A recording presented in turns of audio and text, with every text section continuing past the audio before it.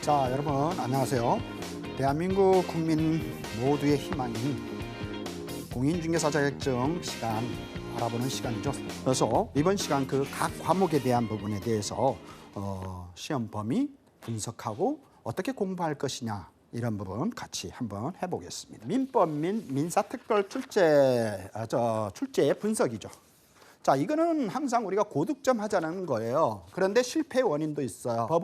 법만 이해하시면 되는데 최근에 이제 시험에 디테일한 부분으로 판례를 논다는 거죠. 그래서 그 법조문과 연관이 있는 판례는 꼭 볼 필요가 있다는 거죠. 그런데 판례가 그렇게 많지는 않아요. 그래서 그 판례에서 시사하는 점이 뭔가를 우리는 이해를 하시면 분명히 민법에서는 고득점을 할 수 있을 거예요.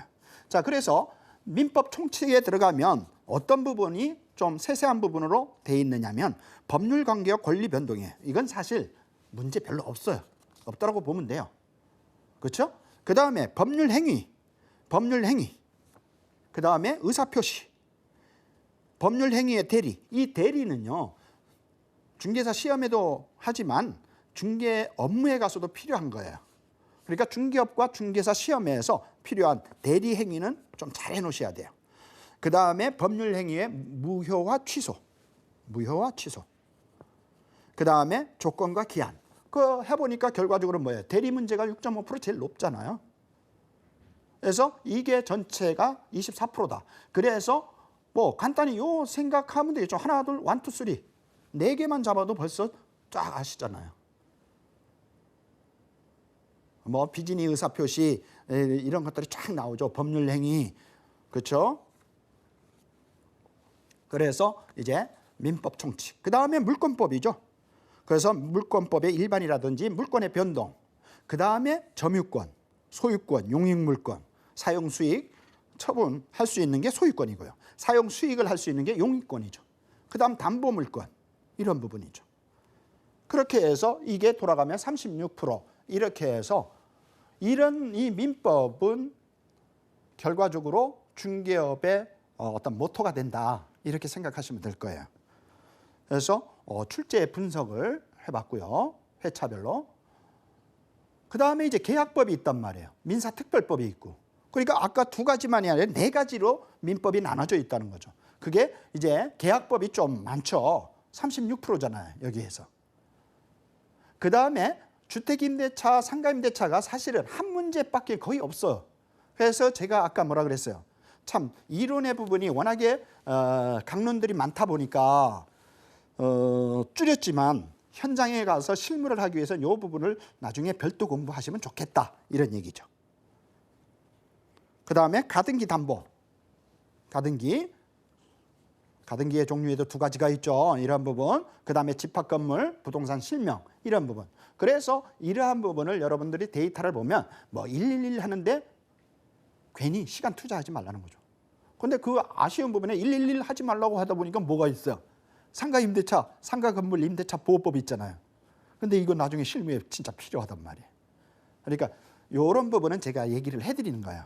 이건 이 시험 보기 위한 부분이지만 실무에 가서는 이 2가지 부분은 아주 필요하다는 거죠. 그래서 같이 공부해 놓으시라는 거죠. 그렇게 되면 이제 여러분 실무에 오시면 여러분들이 아주 그쪽에 대단한 능력을 갖고 계시는 거죠. 왜냐? 여러분 주택임대차와 상가임대차법이 엄청나게 중요한 거예요. 중개사고 어디서 난다고요? 사실은 이 시험 보는 뭐 물건, 채권 이게보다도요. 임대차 보호법에서 50% 이상 나요. 그래서 그런 부분 참고로 얘기해 드리는 거예요. 자, 그 다음에 민사특별법이란 뭐냐? 출제의 특징 보자는 거죠. 그래서 부동산을 거래하기 위해서 법률적 근거가 되는 기본 학문이다. 이렇게 본다는 거죠. 그래서 부동산 거래를 하기 위한 법률적 근거가 되는 기본 학문이면서 출제 특징을 보면 민법 중에 부동산 중개와 관련된 규정으로 구성이 돼 있고 공부한 시간에 투자한 만큼 고득점을 할 수 있다. 그래서 저는 이제 중개사 시험 처음 하시는 분들 저 앞에 상담해요. 뭐부터 하면 될까요? 하면 먼저 민법하고 공법을 하라 그래요. 민법과 공법. 왜? 법이 일단 많잖아요. 그러니까 보다 보면 지루해요. 그건 또 이겨내야 되죠. 그래서 투자한 만큼 고득점이 된다. 그래서 출제 경향을 보면 판례 중심의 문제가 다소 출제되고 있는 경향이기 때문에 이론을 기본으로 판례 이해력을 높이게 되면 가장 안정적인 고득점을 확인할 수 있다는 거죠. 확보할 수 있다. 그 다음에 민법인 민사특별법은 공인중개사 시험에서 가장 핵심적인 과목으로 2차 시험을 위해서도 기출문제의 선행과 더불어서 법조문의 이해를 하면 좋겠다. 그 다음에 이제 특징을 봤고요. 그러면 어떻게 공부할 것이냐는 거죠. 그 공부의 방법을 보자는 얘기죠. 자, 민법 부분은 법조문을 이해하면 충분하게 고득점이 가능을 해요. 다만 장문의 문제, 문장이 장문이라는 거예요. 그러니까 많이 공부해야 한 번에 딱 답을 찾아낼 수 있어야 된다는 거예요. 그래서 민법이 처음은 우습게 보다가 나중에 당황하는 이유가 나중에 보니까 장문으로 나오는 거예요. 그건 본문을 이해를 못했다는 얘기입니다. 그렇죠? 그래서 문제의 형이 부정형이 나올 수 있고 취사 선택이 이런 부분으로 바뀌면서 나온단 말이죠. 그래서 장문의 문장에서 핵심 부분을 찾아내는 방법을 습득하라는 거죠. 그 다음에 민법과 민사특별법을 통한 판례 부분을 중개업과 연결해서 공부를 하라는 겁니다.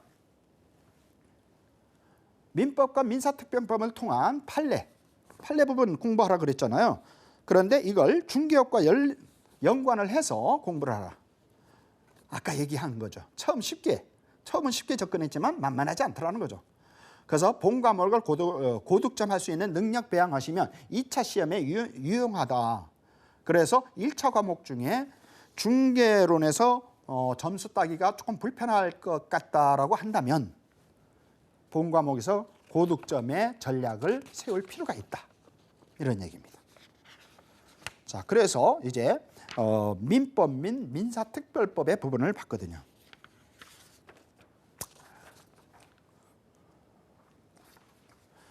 그 다음에 공인중개사법령 및 중개실무의 출제 분석이죠. 자, 이 공인중개사법 및 중개실무 이거는 2차 과목이죠, 사실은. 그렇죠? 이제부터 2차 과목이 되는데 2차 과목에 들어가서 공인중개사 법령 및 부동산 거래 신고에 관한 법령이 있고 중개실무가 있단 말이죠.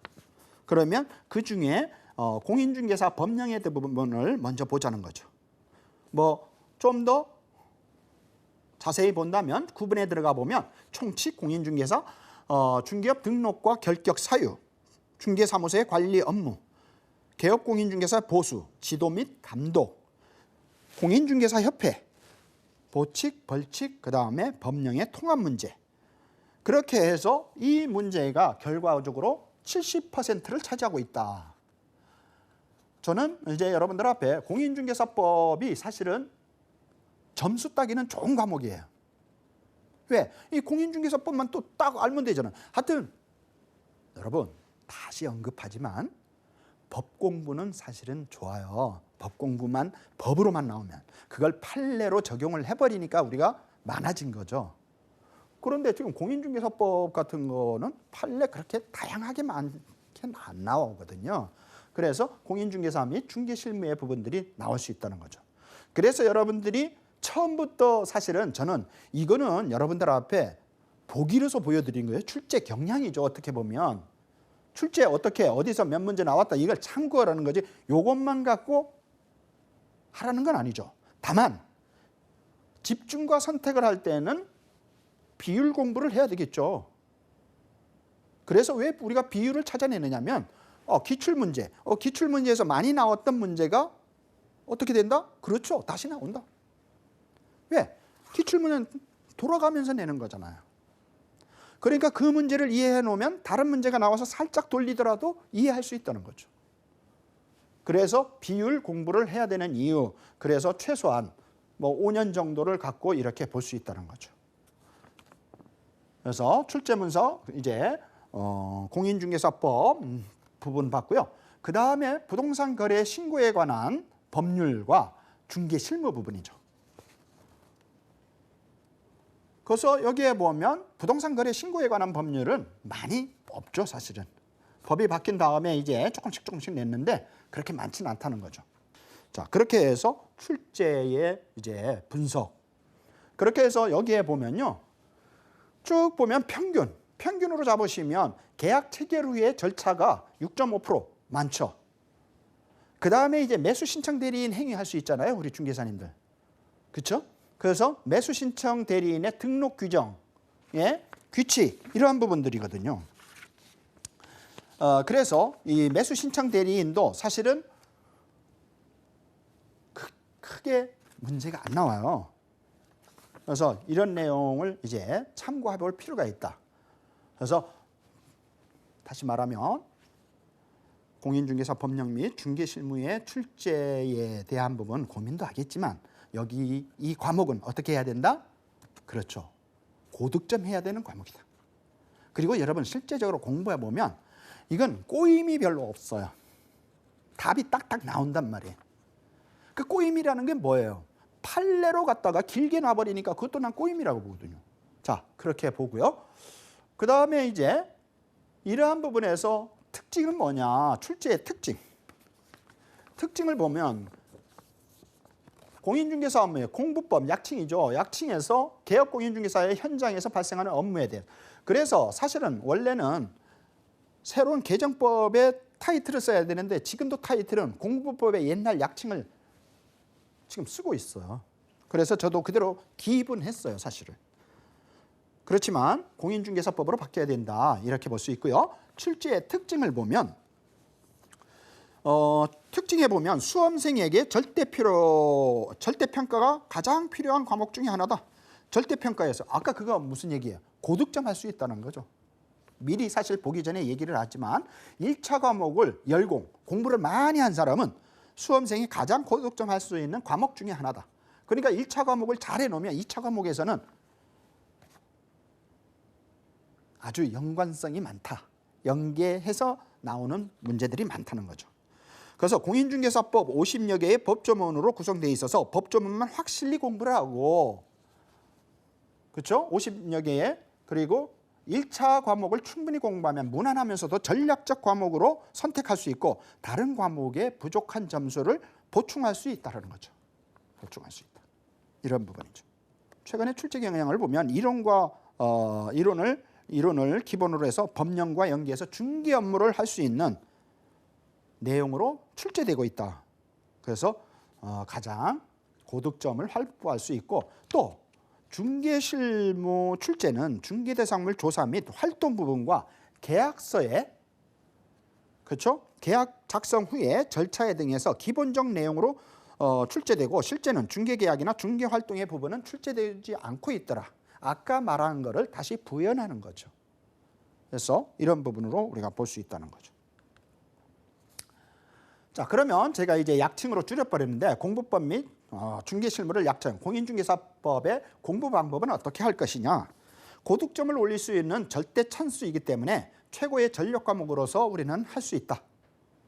그리고 1차 과목을 열공, 부지런히 하면 고득점 할 수 있다는 거죠. 그 다음에 부동산 시장과 관련된 중개행위에 대한 행정처분의 출제 문제의 경향이 난다. 무슨 얘기? 작년에 부동산 경기가 확 달아올랐잖아요. 그러니까 어떻게? 그렇죠. 정책이 바뀐단 말이죠. 그 정책에 대한 부분들, 그래서 그 정책에 인해서 중개사님들이 잘못이 있으면 행정처분을 하겠다. 그 행정처분이 어떤 거냐를 미리 여러분들 앞에 시험 보겠다는 거죠. 그래서 부동산에 관련된 부분, 그 시장이 그 시험 보는 해엔 어떻게 바뀌는지 그것도 여러분 참고사항으로 알 필요가 있다는 거죠. 그래서 공부법에 대한 법의 흐름과 맥락을 이해할 필요가 있고, 중개실무 부분은 실질적으로 중개실무에 대한 문제는 없다. 그래서 계약 후에 문제 등이 출제를 되고 본 과목을 집중해서 공부하면 실제 현장에서도 꼭 필요한 과목이다. 그러니까 이제 공인중개사 법령 및 중개실무의 특징이 뭐냐? 고득점 올릴 수 있는 과목이다. 이 과목을 잘 해놓으면 현장에 가서도 많이 여러분 앞에 중개업과 도움을 받을 수 있다는 거죠. 도움을 받을 수 있다. 자, 이렇게 해서 공인중개사의 법령 및 중개실무의 출제의 특징 우리가 살펴봤죠. 자, 그 다음에 부동산 공법의 문제죠. 부동산 공법. 참 이 부동산 공법이 답답하죠. 참 법이 많아서요. 보면 그래프는 적게 보이잖아요. 표는. 근데 이 안에 참 많은 내용들이 있어요. 국토계획 이용에 관한 법률, 도시개발법, 도시 및 주거환경 정비법, 건축법, 주택법, 농지법 이런 것들이 있단 말이에요. 쓰기는 간단하게 있죠. 그런데 이 법률 어때요? 이 법률이 있으면 뭐가 있어요? 시행령이 있죠. 그 다음에 시행령 위에가 아니고 밑에죠. 그러니까 법이 있으면 법 밑에 시행령이 있고요.령이 있죠. 대통령령. 그 다음에 뭐가 있어요? 시행규칙이 있단 말이에요. 그런데 왜 공인중개사 시험이 이건 전체적으로도 또 이해를 하셔야 돼요. 최근에 디테일해지냐면 예전에는 법에서만 냈어요. 그런데 지금은 시행령도 내고 최근에는 시행규칙까지도 낸다는 거예요. 그러니까 더 많아졌다는 거예요. 왜 그런 부분을 하냐면 여러분 법 나오니까 뭐 간단하네? 이렇게만 생각하지 마시라는 취지입니다. 법이 있으면 시행령이 있고 시행령, 시행규칙이 있다. 그런 것까지 보시라는 거죠. 그렇게 해서 이 내용에 들어가 보면 만만치 않죠. 어느 부분도. 농지법 빼면 다 만만치 않아요. 국토의 계획 및 이용에 관한 법률 30%. 그 다음에 다 15% 이상이에요. 그렇죠? 그런데 제가 공법을 강의하면서 아까 전에 얘기하면서 올해 시험에 또 좀 나올 것 같다고요? 그렇죠. 도시재생법. 도시 및 주거환경정비법과 맥락에서 공부를 해놓으시라는 거죠. 도시재생법도 나올 확률이 있다. 이렇게 볼 수 있죠. 아마 이 부분은 어디서도 얘기 안 한 부분이라고 저는 봐요. 그래서 참고로 여러분들이 시청하고 있으면 그럴 수도 있겠네 라고 하시면 좋겠습니다. 그렇게 해서 다 풀 수가 있다. 그래서 농지법 부분은 그렇게 많지는 않잖아요. 그러면 내가 선택, 집중 어떻게 할 것이냐 이렇게 보시면 되겠죠. 선택과 집중하시면 되겠다는 거죠. 자, 그러면 공법의 출제 특징이 어떻게 되느냐는 거죠. 출제 특징을 보면 수험생들이 힘들어하는 과목 중에 하나입니다. 그래서 그 하나인데 이걸 어떻게 해야 되느냐. 해결 방법은 열공, 부지런히 하는 방법밖에 없다. 그런데 또 공법은 딱 부지런히만 해서 어떤 기틀에 딱 올라오면 그 다음부터 흔들림이 없는 과목이에요. 그래서 제가 뭐라 그랬어요? 민법과 공법을 가장 먼저 공부하라는 거예요. 과목이 많을 것 같지만 그 부분만 딱 정리가 되면 그 다음부터는 여러분 쉽게 갈 수 있어요. 그래서 단계별로 이제 해시라는 거예요. 그런데 처음에 이게 너무 부담이 있어. 좀 쉬운 거부터 해볼게 했는데 장기적인 측면에서는 그게 아니라는 거예요. 결론적으로 집중적인 선택을 통해서 시간이 있을 때 충분히 공부하면 중개사 시험에서 상당한 부담을 줄일 수 있는 과목이다. 그러니까 여러분들이 어떻게 받아들이냐, 어떻게 진행하느냐, 어떻게 수업의 방법을 내가 이끌어갈 것이냐, 이 부분이 아주 중요하다는 겁니다. 그래서 모든 게 방법을 어떻게, 집중과 선택의 부분을 아까 무슨 얘기, 절대평가이기 때문에 고득점 부분을 어느 과목에서 하고 어느 과목 중에도 또 디테일하게 체크를 할 수 있다는 거죠. 그래서 출제의 특정, 공법의 출제 특징을 받고 그러면 이런 특징이 있는데 공부 방법은 어떻게 할 거냐. 수험생들이 첫째 어렵다는 생각에서 벗어나라는 거예요. 어떻든 내가 해야 될 것이고 어떻든 내가 합격할 것이라면 내가 해야 될 것이라면 이왕에 먼저 하는 게 낫다. 매도 먼저 맞는 게 낫다 그러잖아요. 그런 생각하시면 되죠. 그리고 시간이 있을 때 공부하면 상당한 부담을, 시간은 항상 없다 그래요. 그런데 시간은 나눠서 잘 쓰시는 분이 시간은 더 많아요. 그렇죠? 우리 해보면 매일 노시는 분이 오히려 더 바쁘다 그래요. 그런데 지나고 보면 또 남는 건 없잖아요. 그래서 시간을 적절하게 쓸 줄 알아야 된다. 그래서 시간이 있을 때의 생각을 하고 상당한 부담을 줄일 수 있는 부분으로 우리가 접근해야 된다. 그 다음에 공법의 전체적인 법 체계와 기본적인 원리를 공부하면 최대의 효과를 올릴 수 있다. 그러니까 공법 과락할 과목이 아니다라는 거예요. 다만 법이 많고 두껍죠. 그러니까 벌써 공부하기도 전에 겁먹는 거예요.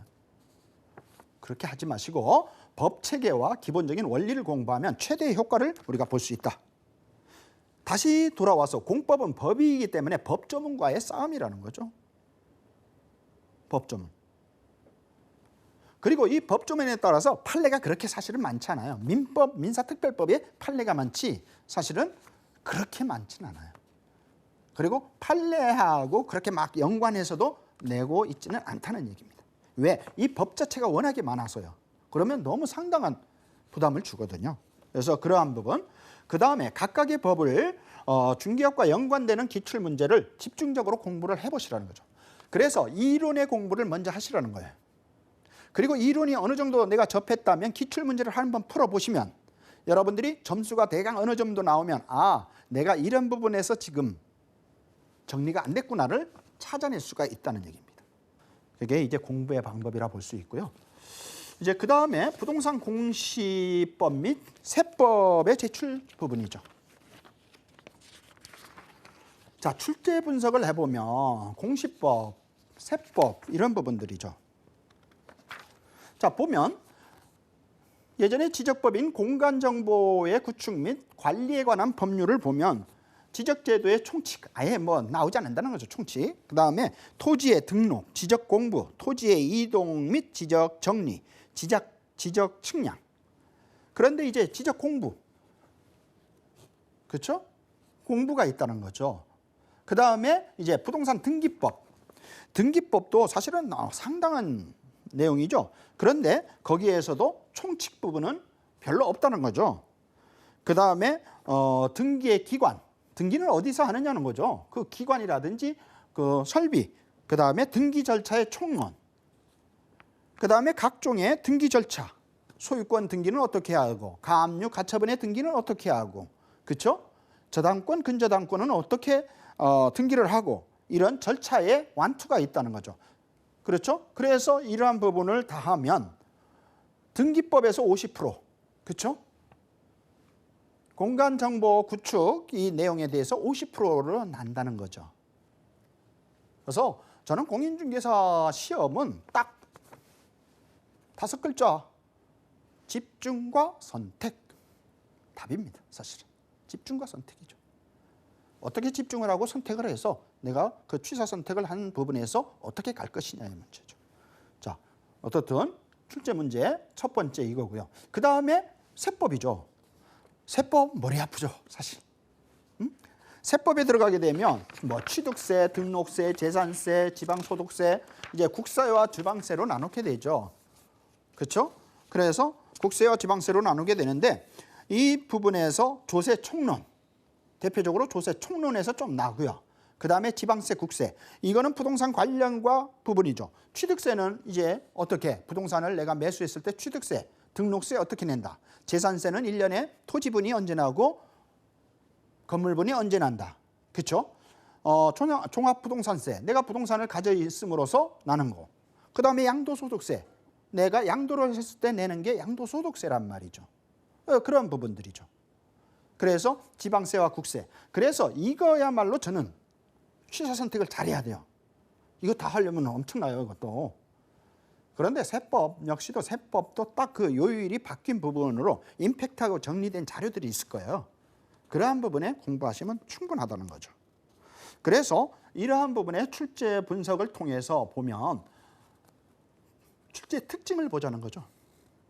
그래서 부동산 공시 및 관한 법률 세법 보면 부동산 등기법, 지적법은 아까도 얘기했듯이만 세법 등의 3가지 법령으로 구성이 되어 있다는 거죠. 그래서 출제의 특징을 보면 기본 개념을 숙지하면 무리 없이 득점할 수 있는 과목이에요, 사실. 그리고 부동산 등기법은 부동산 거래를 하기 위해서 등기사항 증명서의 권리 분석을 할 정도로 우리가 보면 된다는 거죠. 또 구지적법, 공간정보죠. 이 부분에 대해서는 부동산 거래를 하기 위해서 토지대장, 각종의 공부를 우리가 해석할 수 있는 과목을 보면 된다는 거죠. 그래서 중개업 현장에서 필요한 과목이다. 그 다음에 세법은 부동산 거래와 연관된 문제를 출제해야 하면 된다는 거죠.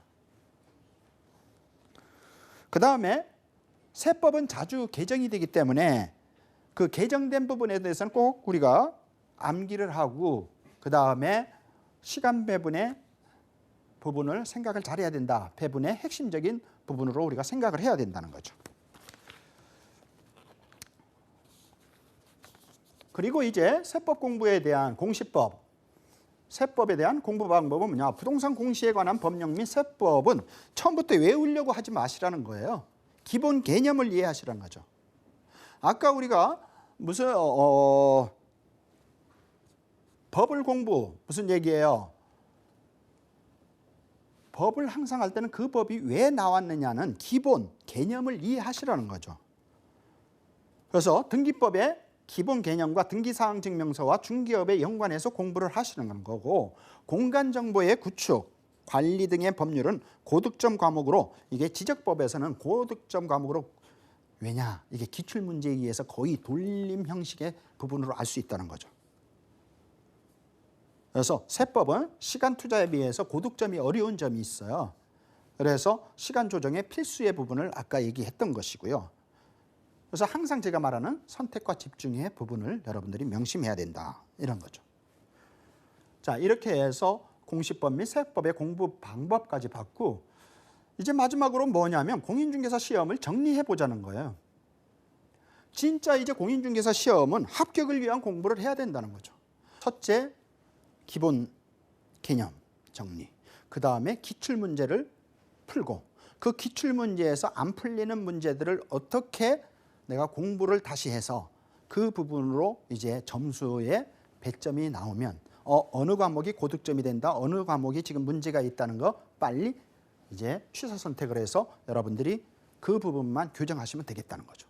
그 다음 두 번째는 아까도 말했듯이 중개사 시험은 상대평가 절대 아닙니다. 그러니까 고득점 했다고 나와서, 제가 중개사님들 강의하면서 그러죠. 100점 맞으신 분 해보면 100점은 없어요. 그런데 90점 이상은 있어요, 보면. 그럼 뭐라 그러게요? 축하한다는 말은 해요. 그런데 속으로는 상당하게 고생하셨구나.